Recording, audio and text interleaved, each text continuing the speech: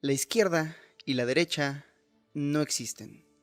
Antes, tal vez en 1791, durante la Revolución Francesa, cuando en la Asamblea Legislativa se reunieron nobles y burgueses para discutir el futuro del reino.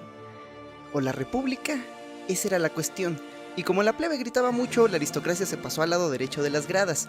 En la izquierda quedaron los revolucionarios, representantes de la clase campesina y la recién nacida burguesía, que exigían igualdad, legalidad, fraternidad y guillotinas. En la derecha estaban los nobles y aristócratas, sangre azul que defendía una monarquía impuesta por la iglesia. Si fuéramos muy cínicos, diríamos que unos trataban de obtener el poder, mientras que otros trataban de conservarlo. Pero imaginemos que sus ideales eran genuinos. Imaginemos que la realeza creía en una justa jerarquía, mientras que la nueva burguesía luchaba por igualdad. Hoy quedan muy pocas monarquías y son apenas una atracción turística, pero la discusión política aún ocurre a través de estos dos polos, y en todo el mundo. Un estudio internacional para el cual se entrevistó a millones de personas de ambos lados del planeta demostró que 8 de cada 10 personas identifican su orientación política en algún punto de este espectro. Unos países son más conservadores y otros más progresistas, pero en todos la gráfica tomaba esta forma. Es curioso porque la política y los medios nos presentan a la izquierda y la derecha como dos especies irreconciliables, pero la gran mayoría de la población existe aquí, en medio, mientras que en ambos lados hay apenas unos cuantos extremistas. Si los medios no estuvieran tan urgidos de atención, veríamos más de este infinito gradiente de opiniones, pero no.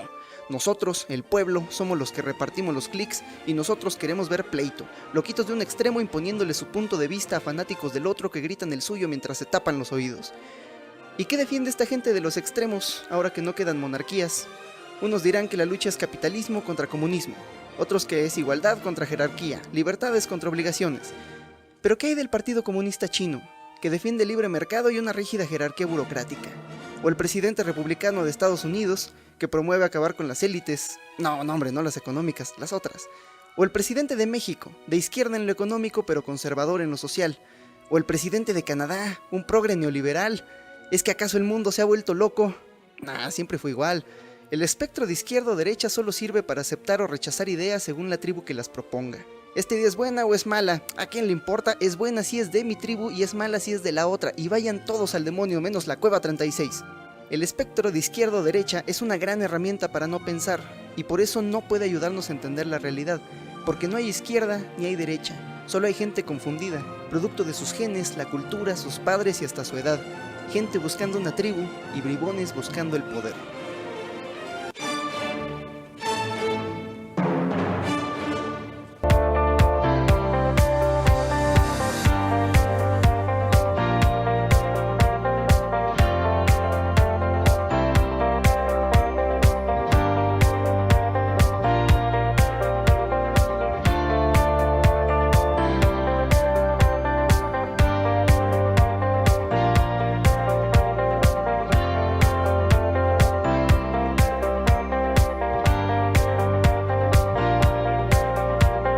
El camino perfecto solo es difícil para los que escogen. Si quieres la verdad clara frente a ti, nunca estés a favor o en contra. El conflicto entre a favor y en contra es la peor enfermedad de la mente, dijo un maestro zen llamado Jiang Shisekan. Aquí no venimos a pelear, venimos a entender. Aquí no hay fachos ni zurdos, no somos chairos ni somos fifís. Entonces, ¿qué somos? Pues somos humanos, animales políticos, según Aristóteles, por nuestra necesidad de discutir, interactuar y llegar a acuerdos. Pero antes que humano, antes que homínido, antes que mamífero, tú eres materia viva. Código genético sin más plan que reproducirse y sobrevivir. Reproducirse y sobrevivir. Se oye fácil, pero tiene su truco, porque todos los demás están buscando lo mismo y para ese fin se han inventado órganos, tácticas, camuflajes, y entre la infinita variedad de vida que cubre el planeta han surgido preguntas. Unas son muy obvias y por eso todos llegamos a la misma respuesta. Hambre, come. Sed, bebe. Hotel, trivago. Pero conforme crecíamos en complejidad, surgieron otras preguntas que no son tan evidentes. ¿Qué haces cuando hay un extranjero en la frontera? ¿Qué pasa cuando un miembro de la tribu ya no puede cazar? ¿Cuál es la naturaleza del ser humano? La selección natural no ha podido resolver estas dudas. Por eso, y por el puro hecho de estar vivo, tú ya estás involucrado en 3 conflictos. El conflicto entre naciones, el conflicto dentro de la tribu y el conflicto contigo mismo. Primero el conflicto entre naciones. ¿Qué hacer cuando 2 tribus se encuentran? ¿Pelear o colaborar? Pelear tiene sus ventajas porque no sabes quiénes sean esos o qué quieran. ¿Qué tal que son peligrosos? Podrían tener enfermedades. Matar a tus vecinos te mantendrá seguro. pero también tiene sus desventajas. Por ejemplo, no te los puedes coger. Si matas al vecino, nunca mezclarás tu código genético con el suyo. Y tal vez pienses, bien, así mantengo mi raza pura y mi sangre limpia. Pero ¿qué tan pura es demasiado pura? Eso pensaron los Habsburgo, la familia real del Sacro Imperio Romano desde el siglo XV hasta el siglo XVIII. Ellos solo se casaban entre primos. Y sí, las comidas familiares eran incómodas, pero al menos no tenían que compartir el poder con otras casas reales. Ah, pero mira qué feos eran.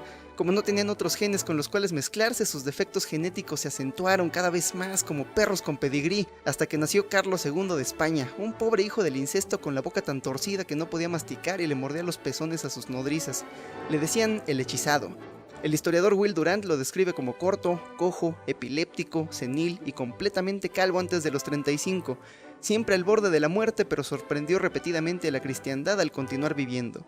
Y sí, tuvo a su cargo el Imperio Español, pero murió muy joven, sin dejar herederos, lo que ocasionó la brutal Guerra de Sucesión Española, que acabó con el imperio y con su línea genética. Moraleja, tener hijos entre primos está mal.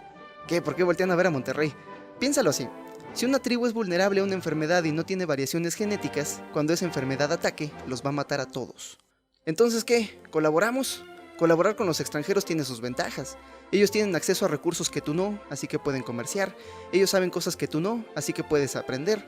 Su código genético es distinto, así que pueden tener hijos normales. Juntas, las dos tribus pueden lograr más que cualquier tribu aislada. Pero también hay riesgos. Podrían ser violentos. O peor aún, podrían cargar enfermedades para los que no tienes defensas. El peor escenario del conflicto entre naciones ocurrió cuando los europeos llegaron a América. Y sí, mataron, y sí, violaron, pero el daño que hicieron con sus espaditas fue minúsculo, comparado con el daño que hicieron las plagas y enfermedades que traían con ellos. Se estima que la viruela mató alrededor de 20 millones de personas en el Nuevo Mundo, 90% de la población nativa, 9-0. Los españoles aún encontraron ciudades e imperios, pero siglo y medio más tarde, cuando los ingleses llegaron a Norteamérica, encontraron los restos postapocalípticos de una civilización nativa, solitarios sobrevivientes que lo habían perdido todo y a todos. Uy, chavos, y lo que les espera. Entonces, ¿qué hacer entre naciones? ¿Luchar o colaborar?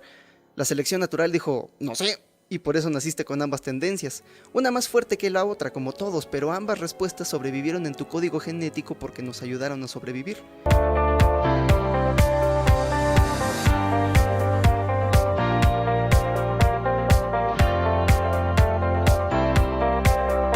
Igual que el egoísmo y la generosidad, ¿qué haces cuando un miembro de la tribu ya no puede cazar como antes? ¿Cuidas de él o lo dejas a su suerte? Ahí ocurre el conflicto dentro de la tribu. Por un lado tienes una boca más que alimentar y que no está poniendo de su parte. En las precarias condiciones del hombre primitivo, esto podría poner en peligro a la tribu entera. ¿Qué pasa si tienes a dos? ¿Qué pasa si la mitad de tu tribu no puede cazar? ¿La otra mitad debe alimentarlos a todos? ¿Qué pasará cuando se encuentren a otra tribu en la que todos cazan y todos pelean? Pero bueno, por otro lado, son tu tribu. También son seres humanos. Los humanos existimos unos para otros, dijo el emperador Marco Aurelio, porque solo míranos. Qué patética raza de primates nos tocó ser. Los humanos vivimos en grupos porque somos débiles, vulnerables. Nuestra única fortaleza es la colaboración. Y mira el horizonte, es una gran fortaleza. Y la forma más simple de colaborar nace en la familia. Porque un hermano comparte 50% de tu código genético, un primo 25%, y así, por pura selección natural, aquellos organismos preparados para dar su vida por preservar el código genético de sus hermanos y familiares fueron más exitosos a la hora de pasar sus genes a la siguiente generación. Estamos programados por la evolución para amar a nuestra familia. Pero en poblaciones pequeñas, donde las interacciones locales son siempre con la misma gente, los humanos desarrollamos parentesco por nutrición, o sea, aprendemos a ver a nuestros vecinos como familia, como miembros de la misma tribu. Dicho lo cual, ¿qué será de este holgazán? ¿Vive o muere? Depende de tu tolerancia para la desigualdad, de cuántos vecinos consideras como parte de tu tribu. Si son pocos, tu tolerancia para la desigualdad será alta. Y si estás de acuerdo con que unos tengan más que otros, pensarás que las jerarquías sociales son justas, y todo aquel tratando de subvertirla, todos los que se quieran meter a la fila, deben ser detenidos. Si los miembros de tu tribu son muchos, tu tolerancia para la desigualdad será baja, y si crees que en el fondo todos somos iguales, pensarás que las jerarquías sociales son injustas, artificiales, porque tú ves en cada miembro de tu tribu un valor intrínseco, más importante que cualquier cargo o título.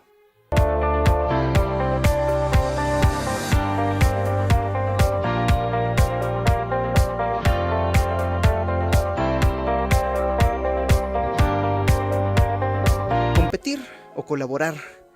Ese es el conflicto con uno mismo. ¿Cuál es la esencia del ser humano? ¿Somos seres nobles en un mundo malvado o bestias crueles que deben ser contenidas?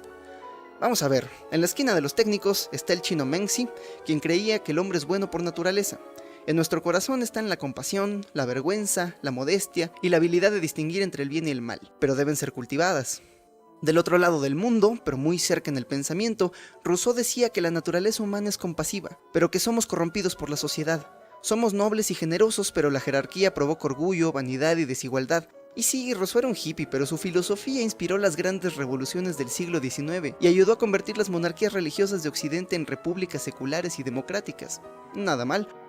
Un poquito más moderado, John Locke decía que la gente nace con una mente en blanco, una tabula rasa, y el comportamiento nace de analizar nuestro ambiente y reflexionar sobre estas percepciones.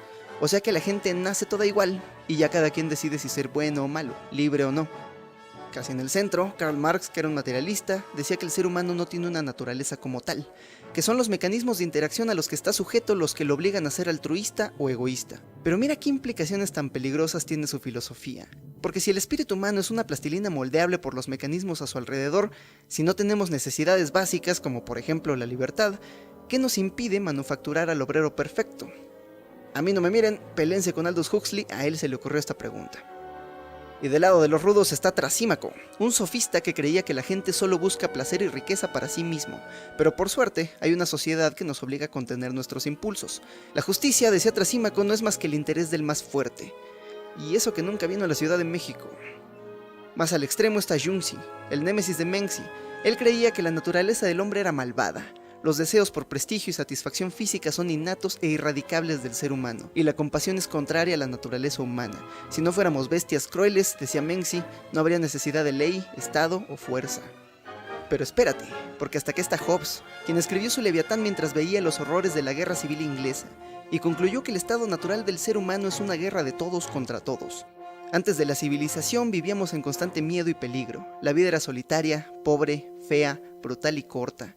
Según Hobbes, el ser humano cedió su libertad para asesinar a cambio de una autoridad que lo protegiera de ser asesinado, y solo un autoritario Leviatán podía mantener la paz. Para Hobbes, la naturaleza humana está podrida y por eso también la sociedad. Muy bonitas opiniones, todo el mundo tiene 10, tú no por emo, tú menos por hippie, pero ¿quién de estas almas torturadas tenía razón?